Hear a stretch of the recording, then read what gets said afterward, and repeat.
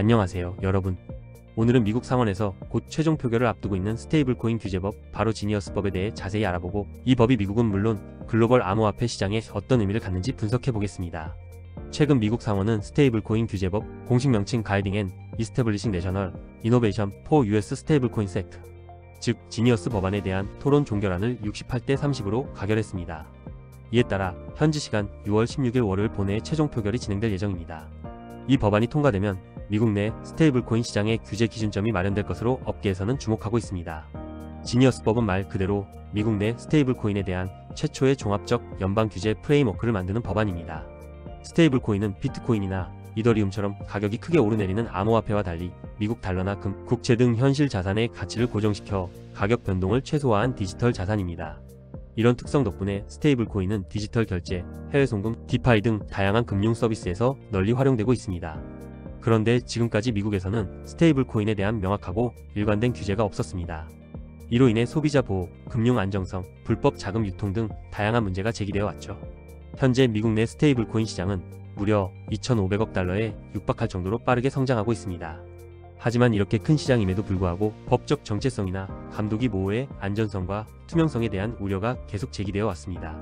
지니어스법은 스테이블 코인 발행자에 대해 다음과 같은 의무를 부과합니다.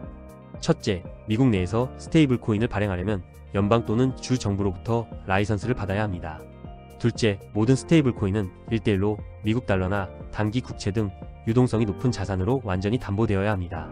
스테이블 코인 보유자들이 언제든지 현금화할 수 있도록 안전장치를 마련하는 조치입니다. 셋째, 시장 가치 시가총액가 500억 달러 이상인 발행자는 매년 외부 감사를 받아야 합니다. 이는 준비금이 실제로 존재하는지, 회계가 투명하게 운영되는지 확인하기 위함입니다.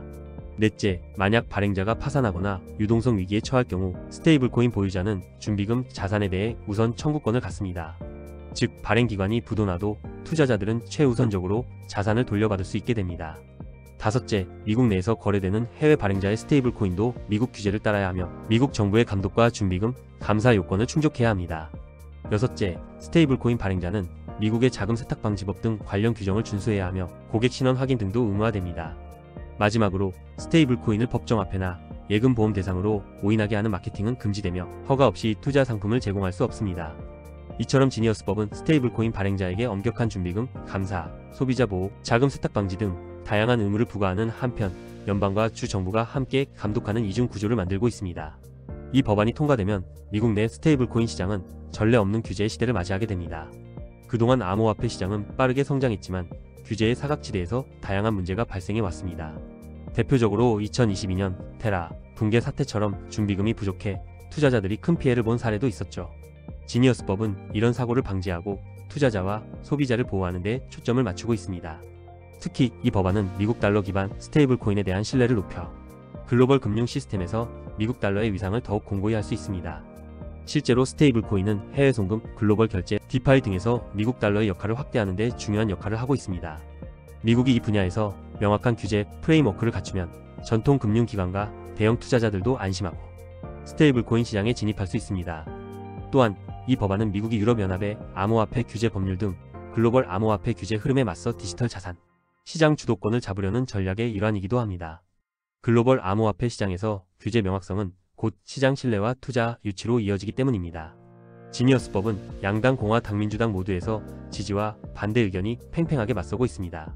공화당은 혁신과 국가안보, 미국 달러의 글로벌 위상 강화를 강조하며 법안을 적극 지지하고 있습니다.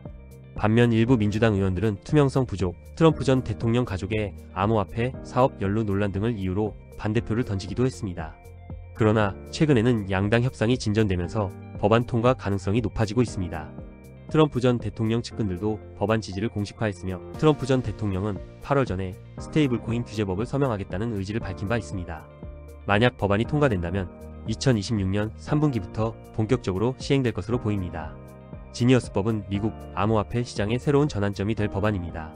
스테이블 코인에 대한 명확한 규제 기준을 마련함으로써 소비자 보호, 금융 안정성, 미국 달러의 글로벌 위상 강화 등 다양한 효과가 기대됩니다.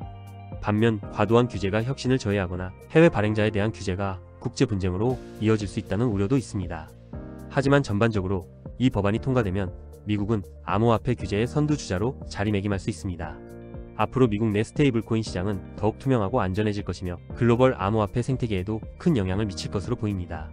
여러분, 오늘은 미국 상원의 스테이블 코인 규제법 지니어스법에 대해 자세히 알아보았습니다. 앞으로 이 법안이 어떻게 시장을 변화시킬지 계속 주목해 주시기 바랍니다. 영상이 도움이 되셨다면 구독과 좋아요, 알림 설정 부탁드립니다.